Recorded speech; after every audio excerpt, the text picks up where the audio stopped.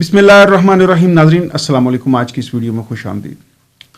नाजरीन, आज एक वीडियो मेरी नज़र से गुजरी, मेरे सामने मोबाइल के ऊपर ही है।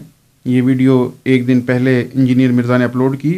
वीडियो का जो थंबनेल है वो ये है कि ईरान, शाम, तुर्की काफरों के कब्ज़े में चला जाएगा, क़यामत की निशानियाँ, दूसरी जंग अज़ीम की असल कहानी, निशानियाँ पूरी हो रही हैं, world war 2, world war 3 etcetera.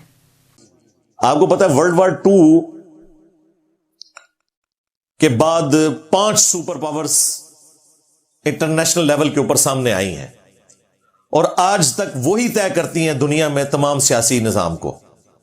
क्योंकि अब आपको पता है रियासतें तो खत्म हो चुकी हैं। पहले तो होता था एम्पायर खड़ी होती थी, उसके ऊपर एक बादशाह होता था, उसकी हुकूमत होती थी। अब एम्पायर्स तो खत्म हो गई, आपको पता है। नाज़रीन, ये वो धोखा कह लीजिए या एक वायरल टॉपिक कह लीजिए जो बार बार यूट्यूब पे आपको सुनाया जाता है। कोई हर्ज नहीं, अगर वो उसके ओरिजिनल कॉन्टेक्स्ट के साथ सुनाया जाए तो कोई हर्ज नहीं, लेकिन इस टॉपिक से रिलेटेड कुछ हकायक जानने भी बहुत ज़रूरी हैं। जैसे हमने अर्ज़ किया था कि हमारे इस चैनल के ऊपर अब आप नई जो सूरत हाल देखेंगे कि हम कोशिश करेंगे कि टॉपिक्स को आपके लिए इंफॉर्मेटिव और इंटरेस्टिंग बनाएं ताकि आप उसको अंडरस्टैंड भी करें, समझें भी और आपको हकायक का भी पता चले। तो आइए बात करते हैं कि ये जो बारहा आप यूट्यूब पे देखते हैं, आपको टीवी चैनल्स पे दिखाया जाता है कि क़यामत आ रही है, क़यामत आने वाली है, पेशीनगोइयाँ पूरी हो चुकी हैं, वगैरह वगैरह वगैरह, ये एक दिलचस्प टॉपिक है।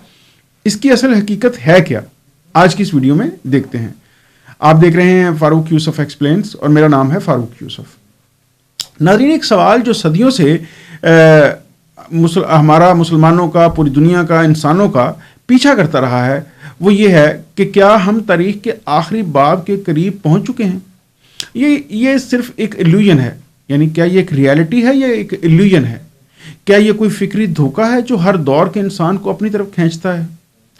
नाज़रीन, इस हवाले से कुरान पाक क्या खूबसूरत कहता है।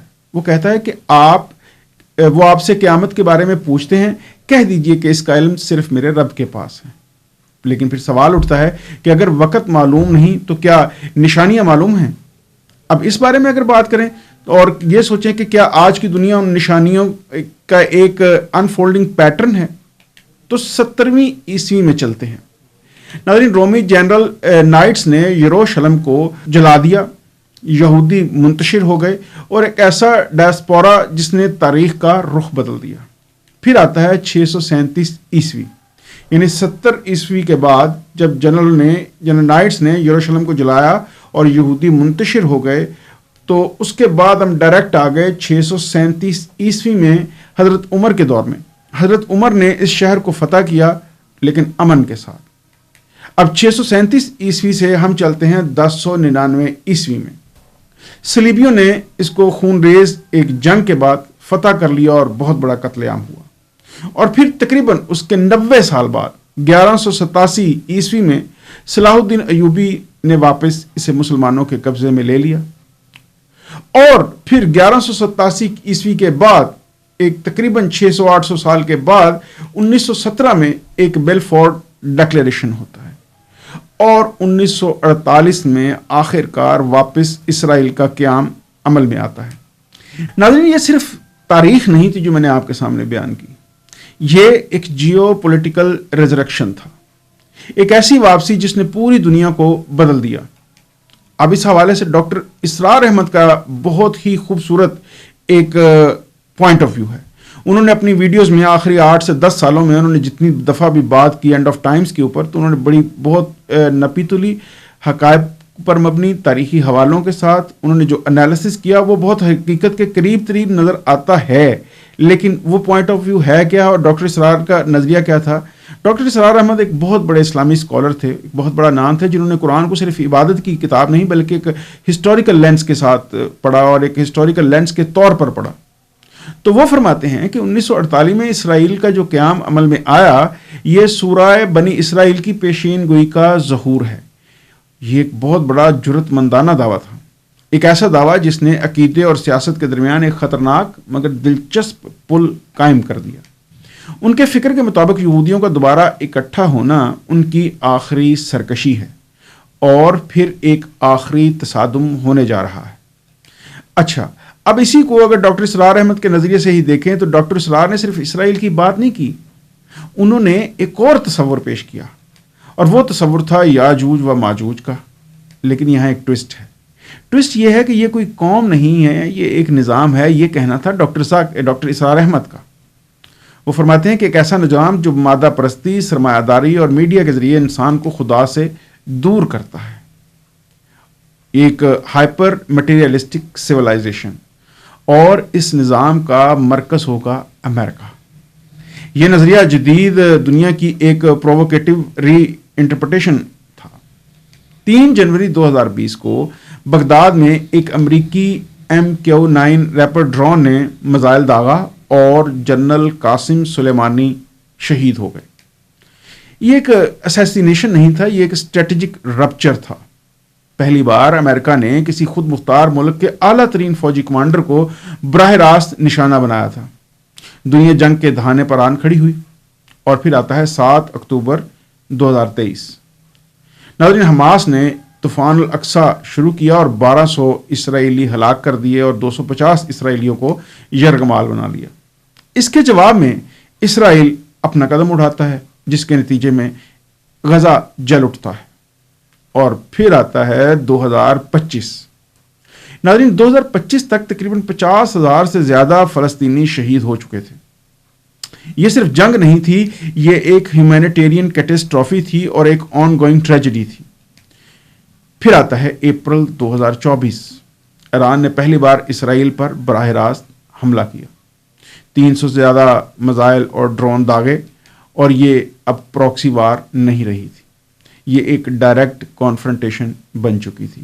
یہی وہ موقع تھا، یاد ہوگا آپ کو، کہ انجینئر مرزا صاحب فرماتے تھے کہ جی ان کے پاس آئرن ڈوم ہے، حافظہ اللہ ہے، اور ایران کو جو وہ مسل دیں گے وغیرہ وغیرہ. یہ موقع تھا. ناظرین، اگر ایک میزائل بھی اس وقت غلط جگہ لگ جاتا ہے تو شاید آج دنیا مختلف ہوتی. خیر، اس بارے میں اسلامی روایات کیا کہتی ہیں، آئیے اس پہ تھوڑی نظر ڈالتے ہیں.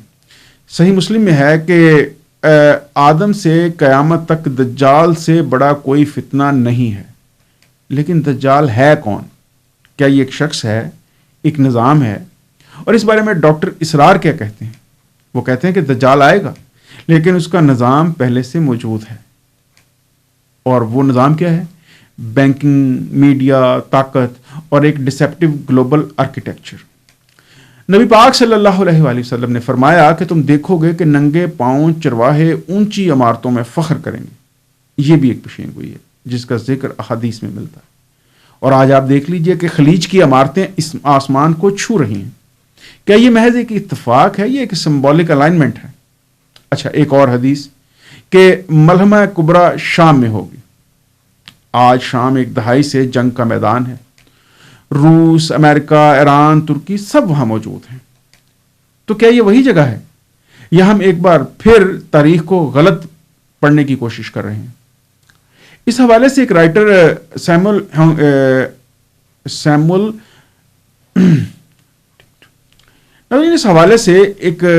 سیمول ہنٹنگٹن کی کتاب دی کلیش آف سویلائزیشن بہت اہمیت رکھتی ہے. اس کتاب میں رائٹر نے پیشین گوئی کی ہے کہ مستقبل کی جنگیں نظریات کے درمیان ہوں گی، یعنی اسلام اور مغرب کے درمیان. یہ صرف ایک تھیوری نہیں ہے ناظرین، یہ ایک سویلائزیشنل فورکاسٹ تھا، اور آج یہ حقیقت بنتا ہوا دکھائی دے رہا ہے. اگر یہ سب بڑھتا رہا تو سوچنے کی بات یہ ہے کہ اگلا مرحلہ ہوگا کیا؟ کیا ورلڈ وار 3 ہونے جا رہی ہے، یا جیسے کہ ہینری کسنجر نے کہا تھا کہ مشرق وسطیٰ 1914 جیسا ہے، ایک چنگاری جو سب کچھ جلا سکتی ہے؟ اور یہ کسی حد تک سچ بھی نظر آ رہا ہے. اور آج وہ چنگاری کہیں بھی ہو سکتی ہے، کچھ بھی ہو سکتی ہے. وہ ایک غلط میزائل ہو سکتا ہے یا ایک غلط فیصلہ، اور پھر ایک irreversible escalation. لیکن ناظرین، ایک اور حقیقت بھی ہے، وہ یہ جسے جاننا آج کی ویڈیو میں جو بیان کرنا میں چاہتا ہوں، وہ یہ ہے کہ ہر دور میں انسان نے یہی سوچا کہ وہ آخری دور میں پہنچ چکا ہے. یہ کوئی پہلی دفعہ نہیں ہے کہ ہم سوچ رہے ہیں کہ قیامت آنے والی ہے، ہم آخری دور میں ہیں، موجودہ حالات جو پیشین گوئیاں ہیں ان کے مطابق ہیں. جب ورلڈ وار 1 ہوئی تب بھی یہی کہا گیا، ورلڈ وار 2 ہوئی تب بھی یہی کہا گیا، جب خلیج کی جنگ شروع ہوئی تب بھی یہی کہا گیا. ہر بار لوگوں نے یہی کہا کہ یہی وہ جنگ ہے جس کی پیشین گوئیاں ماضی کی تاریخ میں، دین اسلام میں، احادیث میں ملتی ہیں، لیکن ہر بار وہ غلط ثابت ہوئی۔ تو اس کا مطلب ہے کہ اس کی جو انٹرپریٹیشن کی جا رہی ہے وہ کہیں نہ کہیں ٹھیک نہیں ہے۔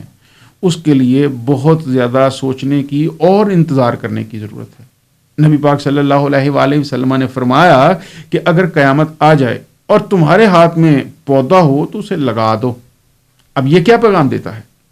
ناظرین، یہ بات یہ پیغام دیتی ہے کہ قیامت کا انتظار نہیں کرنا بلکہ زندگی کو جاری رکھنا ہے، اور یہ ایک فلسفی آف ریزیلینس ہے۔